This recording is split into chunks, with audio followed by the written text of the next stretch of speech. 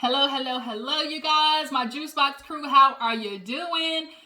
We are going to get into an episode of Kandi and the Gang. I know I haven't reviewed the past couple of episodes. For some reason, just shit gets in the way and I can't review it. But I know this is going to be a little later of an upload because I know I got a whole bunch of stuff. So I apologize. But nonetheless, you guys, we are going to talk about this show.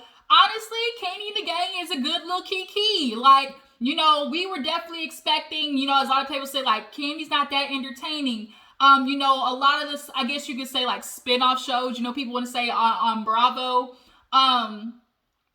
They, as far as, longevity goes, I don't know how Kim and her motherfucking white cracker ass family, they, made it simply because, of who she is, Kim, white privilege. But nonetheless, then we saw, Portia's show. And Portia, rumor has it that she was supposed to be getting season number 2. I bet to differ not.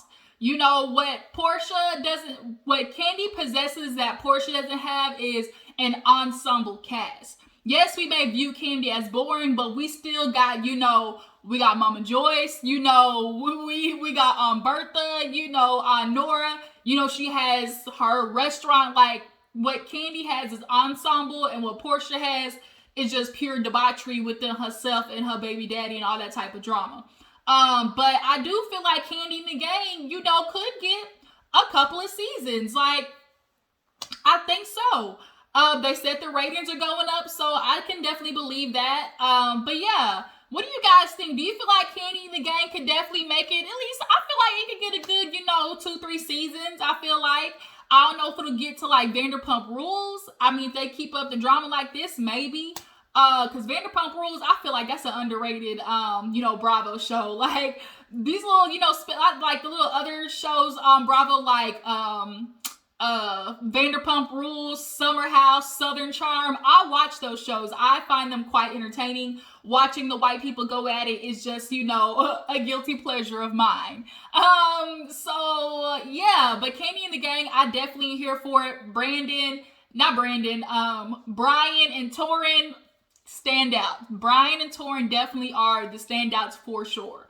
But let's go ahead and get into the episode, you guys. I might not be in order. I watched it one time. But I'm gonna just, go off the top of the dome, whatever I remember, comes out. So basically it starts with Kandi and Todd talking about, what they need to do at the restaurant, everybody working together, trying to find a way to basically improve. It just kind of seems like everybody is resistant to, Philip's, trying to, I guess, make the restaurant a little bit better. But the problem is Philip's approach is ass backwards. Don't nobody want to cooperate with a man who is just giving off, stank energy. And Philip, although he is, authoritative, his energy is just giving off like, I'm up here, so you have to listen to me. And I'm not a person, I don't operate that way. I, get respect, you get, like, as long as there's a mutual respect for each other, I feel like, it could be a long-standing relationship. But the problem is, Philip's on that hierarchy bullshit, and nobody likes to be treated, a certain way just simply because, you feel like you're up here and I'm down here. Like that's why he got into it with Torin. It's like, well, I'm, Kandi and Todd hired me. He's like, and I'm the event, coordinator. I bring in money. Torin being a part of the events that, and decorating and like, making these events that bring in money. Like, bruh, like you ain't the only one making boss moves over here. But nonetheless, they were like saying we need to hold a meeting for, the restaurant, kind of call it like a town hall meeting, if you will. So we go to the next scene of Shawndreca. She's up there at the hostess stand. First of all, that little small ass hostess stand. What the hell? Like, y'all need to do better. Like, Kandi, I fucks with you the long way. I really do. Your baby daddy ain't okay. That nigga back over there talking mess again. But nonetheless, gots to be better. Just gots to be more careful, y'all. Y'all getting them B and them C and failing ratings, it's making sense. Y'all see, that bar was nasty. Not just nasty or gross, it was nasty, okay? Had the damn sauce stuff all over there. The sink was clogged up. Looked like chemical waste. Like, it just was, But nonetheless, Shawndreca was like cleaning up the host stand, and Patrick walks in with he likes to call his old lady, you know, here my old lady, you know, and Shawndreca's just kind of over there like, here we go again. You know, Patrick, he comes in, oh, you know, we gonna sit at the bar. You know, we just gonna sit right here. And Shawndreca's like, he do this all the damn time. You know, she's like getting nut. He said, she was like, Patrick comes here because the food is free. That's what his ass be doing. The food is free. He gets to come in. Kandi's his cousin, so he bring his women's, you know, to the Kandi restaurant. And I guess like they were just both sitting there, and Shawndreca was like, you know what, I'm not bothered. It's not that I care. Do you guys think Shawndreca cares because it's Patrick? Or do you think she just like, she's saying she don't care but acting like she does? Is like this, it's like, how are you saying you don't care but it's making you upset? And I feel like a lot of people don't understand, like, you cannot care about somebody, but it's just like the principle of what they're doing is what annoys you. And I feel like that's what it is for Shawndreca. I feel like it's just like, it's like the principle of what you're doing is just like, it's getting under my skin, you know? And so for her, it's like what you're doing. Yeah, you sat right there in front of me. Like, it was like subconsciously you were trying to get under my skin. But nonetheless, he's like, yeah, she vegan or some shit like that. Can you get her some cornbread? Bitch, how you vegan with the cornbread got eggs and milk in it? Okay? But Torin comes over and was like, hey, you know, Patrick, you know, wanted to check in with you. I'm so excited. You know, I want to ask you, you know, what kind of vibe are you going for the housewarming or like for your apartment? And he was like, see about that, you know, he nervous. Well, so, you know, me and my lady, we talked about it, and I think I'm gonna let her, you know, take the lead on this. So Torin was like, so I'm fired, like she's doing it. And he was like, you know, yeah. So she's like, you know, I just feel like I got it, you know, basically. And Torin was kind of like, okay, so we still having the housewarming. And so Torin was kind of like, what the fuck? Like, okay, and he walked off. And so you could definitely tell Safari has got her foot on Patrick's neck. Like, whatever she says goes. And so Torin and Shawndreca low-key walked downstairs, and he was kind of like, what the fuck was Torin on? Like, what the fuck was Patrick on? Now all of a sudden Safari's like controlling everything he say. Basically, he's a whipped. And so they basically downstairs like, well, we see what Patrick's up to. So what else happened? Kandi and we see a scene with Philip. So Philip goes to his guy friends, his like best friend. He says best friend for like over a decade. And I can definitely see that, and everybody's seeing that Philip is the type of gay that makes sure he keeps, you know, the masculine type around him, or the guys who aren't flamboyant. I personally feel like him and his, like, I hear a lot in the lesbian and gay community, basically like, if you're in a certain area, basically all y'all have fucked. Like, basically y'all have fucked, and either like it just, y'all weren't into like the relationship of it all, but y'all know how to be cool, like, or y'all are just like, you know what, we fucked, but let's just be friends. And I feel like that's what happened with Philip and his friend low-key. I feel like they low-key fucked. Like, do you guys, drop it in the comments, do you guys feel like Philip and his friend, you know, did the do, you know? But I feel like it can't be too, like, you know, masculines in the relationship. Like, they both look like, you know, tops. So it can't be two tops in the relationships. But nonetheless, he's talking to his friend about working at the restaurant. He was like, yeah, I just keep getting to it, everybody, you know. He's like, you know, my friend knows me. And so the friend's like, oh, really? Like, what's going on? He's like, they just don't want to listen. You know, they don't have authority, like, you know how to respond to authority. They just want to keep doing what they're doing. And he's like, you know how I am. You know, I'll run things accordingly. He's like, but everybody keeps trying to say that I'm mean. And he was like, what you think? And he was like, and so the fact that your friend even went, let you know, Philip, like, you come off wrong. Like, I think he low-key enjoys the fact that he carries like such a, you know, I guess a authoritative presence, I guess you could say. But I feel like he does that out of like making sure like nobody punks him because he is gay. I feel like he's always tried to like, I don't know, maybe that's just like a subconscious thing that he does just from growing up and realizing like, okay, you know, I make sure I give off the energy of like, don't fuck with me, basically. because a lot of people assume just because you gay, like you soft, and they're messing with you just because of that. But as that's happening, you know, they're flashing back and forth between that scene and the town hall meeting. Basically, Kandi had everybody come because she keeps hearing about, you know, the grievances. Patrick came up to her and told her about everybody talking shit at the restaurant. So she's like, you know what? Let's hear about it. You know, everybody has something to say. Let's go. So everybody comes in and Kandi's like opens the floor. Even, Mama Joyce, Aunt Bertha and Nora were there. And they basically was like, look, you know, we're supposed to be working with each other. You know, if we gonna do our job, then you need to do y'all's. Like, so what's up? So it kind of was quiet at first. And then Melvin went and he was like, what did Melvin say? Melvin was like, we need to work better with each other, like, you know, in the kitchen or something like that. Then somebody brought up the fact they were looking for the big stands or like the big booths or something like that. And they were like, that came in last week. And they were like, so who's responsible for that? Like, if that came in, y'all should have been notified.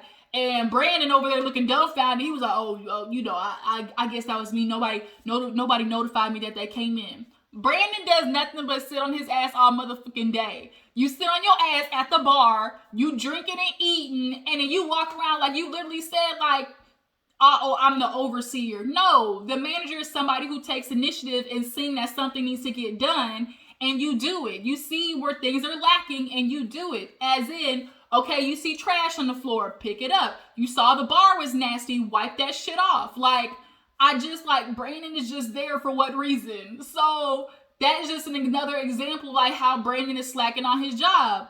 Then, girl, like the little, I guess she's mixed. The girl in the back was like, who's supposed to wipe down? Oh, no. First, Patrick goes, well, cause Shawndreca was quiet. And, Kandi was like, Shawndreca, you ain't got nothing to say? And she was like, nope, I'm good. Like, she was hella mute. And so she was like, Basically, Kandi and Todd was just kind of like, that's, you know, funny because we hearing otherwise, but they address her later on in the episode. What's the dude? The dude from Blaze, Rashad, he was kind of like, you know, I'm kind of, you know, finding it hard because at Blaze, you know, I'm used to working with an iPad. You know, that keeps everything in schedule for me. But here, you know, I'm writing out on pencil. I'm even using my own personal phone to contact, you know, customers and let them come in. It's just kind of like, no, I shouldn't be having to use my phone, you know, for this situation. Like, I just, that shouldn't be how it is. And then Todd kind of pissed me off because it's like, you know, it was like, you know, you just got to know how to work this stuff. Like, basically just do your fucking job. And it's kind of like, bruh, like, it's not just, work inside of like the parameters that you give us, because the parameters that you giving them is like effed up. And if you want them to be better, then y'all got to be better. You know? So then finally Patrick was like, well, Shawndreca said, you know, and so he started running off all the things about how she was like, the food don't taste the same on Wednesday as it do Friday. And Shawndreca kind of was like, what? Like, bitch, how you gonna snitch on me? As if all of us wasn't at that table talking shit. So Kandi and Todd was kind of like, well, you know, what are you talking about? Like, it don't taste the same. And she was like, I'm just saying, like, people come in asking for the macaroni on Tuesday and this shit was good, but then they come in on Friday and they're saying, that ain't the macaroni I had, you know, a couple of days ago. So Melvin basically admits, like, if it's got him back there cooking, you know, everybody needs to follow the recipe. Like, Melvin is the main guy, you know, he's like the cooker, you know, knows the family recipes and stuff like that. But he can't be there all the time. So everybody needs to go according to the recipe, you know, and not take their own liberties when it comes to cooking. And so he was like, oh, you know, we got more people back there, so I'm able to teach them the recipes and, you know, make sure they go according to plan and stuff like that. And so Todd, with his old bitch ass, like being real passive aggressive, and the sales definitely reflect that, Melvin. Like, why you trying to be mad at her for stating the obvious? Like, y'all look at y'all's Yelp reviews, do y'all not? And so it's like, Todd, the sales and the food ain't got nothing to do together. The sales got to do with the fact that Kandi is the owner of the restaurant and OLG is coming in to the restaurant. That's how sales are reflected. But they basically kind of, Torin, he gets brought up because Don Juan, he was like, Torin, because they were like, you know, we tried to bring Philip in to help y'all. And everybody's like, how do you guys feel about Philip? And everybody's kind of like, you know, he okay with me Torin was like, bitch. He's like, Melvin, I'm glad you had a good experience with him, but he really tried to come for me, basically saying like, he up here, I'm down here, and I had to let him know, like, you know, I worked with events, Kandi and brought me here. And Todd down long was like, well, no, Torin, because sometimes you be in here with your twirling, you know, and it was kind of like, what? He's like, with your twirling, he was like, with your twirling, you know, and so, Don Juan low-key was being messy in that moment, but Torin had to let him know he had me all the way up. So then we get to them talking about Brandon, like, you know, not doing his job, and then Mama Joyce was like, I be coming in and seeing trash, and y'all step over the trash, and then Aunt Nora, she's like, one time I talked to Brandon, and he ain't say nothing back, so you know what, I'm not gonna with you no more. You ain't gotta hear nothing from me. And it was kind of like, okay, Aunt Nora, she with the rah, okay. But so they basically in the meeting with Brandon hugging Aunt Nora. So then we see, what else happened? Oh, Rashad goes over to see Brian because y'all know he got suspended. Philip was on some bull because, like Brian said, why am I even getting suspended simply because, like, you know, I sat at the bar? Like, Brandon is sitting there at the bar, eating at the bar, drinking at the bar, and fucking at the bar. Like, you mad at me, but the leader who we're supposed to be following ain't even following the guidelines and rules and regulations. So, the math ain't mathin'.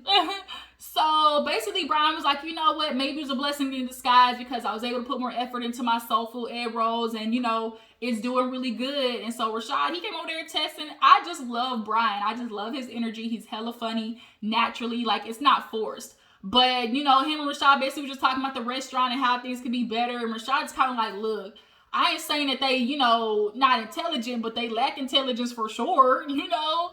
It's just kind of like everything's just out of order, and I don't know what they want us to do.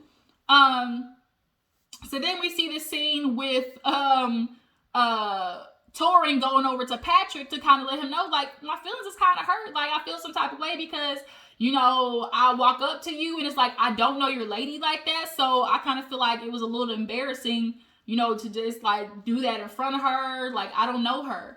And so Patrick basically apologized, like, you know what, maybe I could have called you and stuff like that. And so Torin was like, okay, I'm not decorating, but what about the housewarming party? So Patrick called old girl, and he was like, look, babe, you know, what are we gonna do this housewarming? I thought I told you we not doing it. You know, we don't need nobody up over here all at your house. You know, that's it. And hung up. And it's kind of like, damn, like. And Patrick's like, I admit, I'm with, you know, I ain't never had a lady like this in my life, so I don't want to do nothing to mess it up.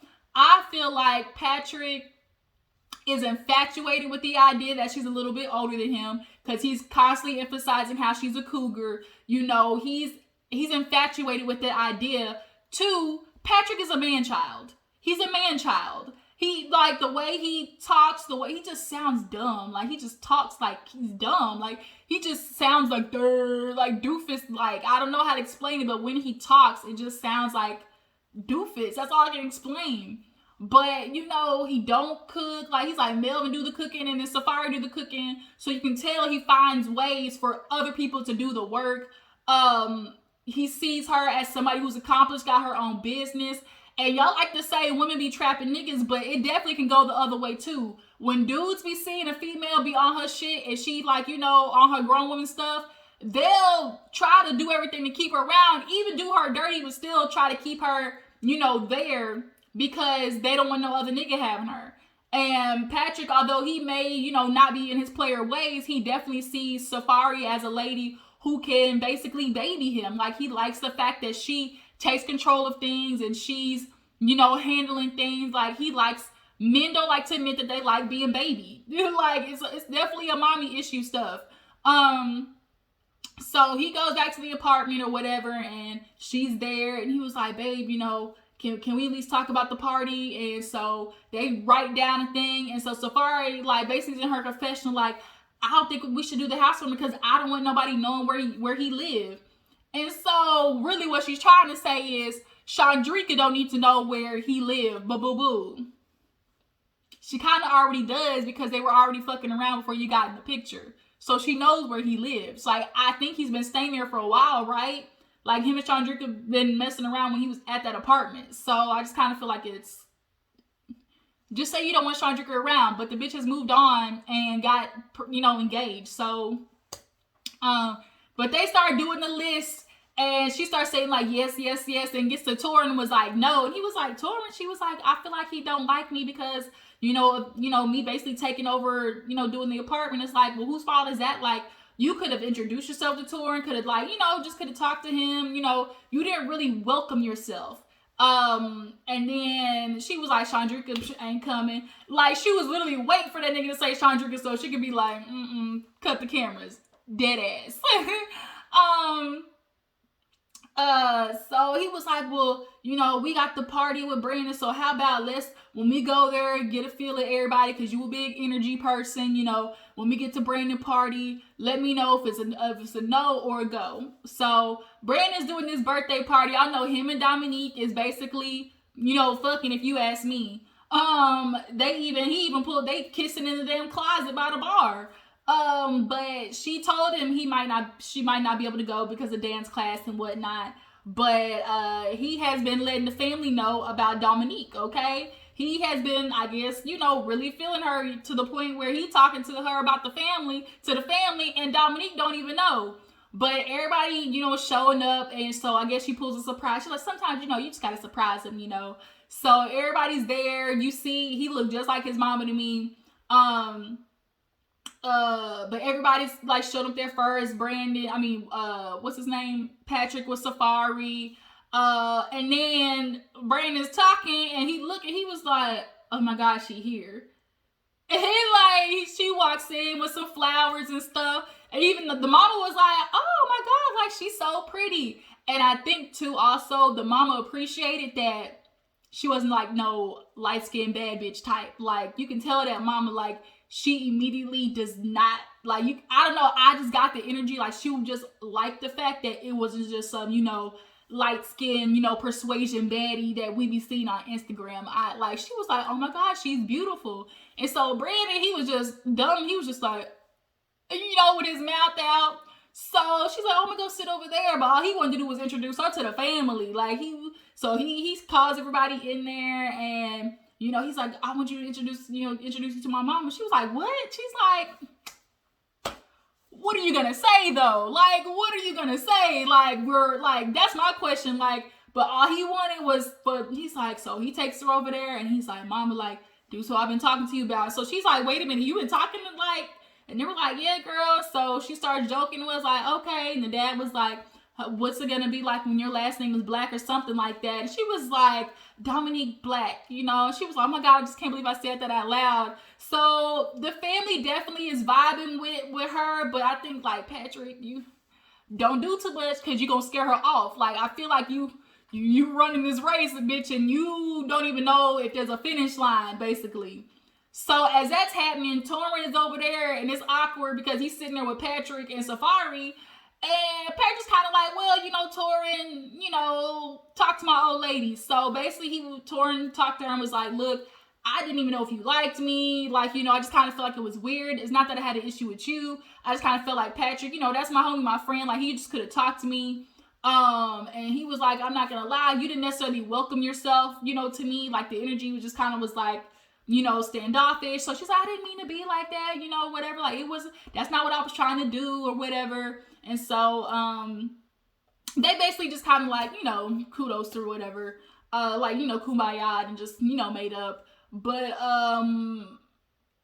boo-boo, you might be a grown woman, but them wigs is not, okay? Them wigs is definitely getting, how you making this, like, you still getting your wigs from AliExpress is what it's looking like. But I'm trying to think of something else happened after that.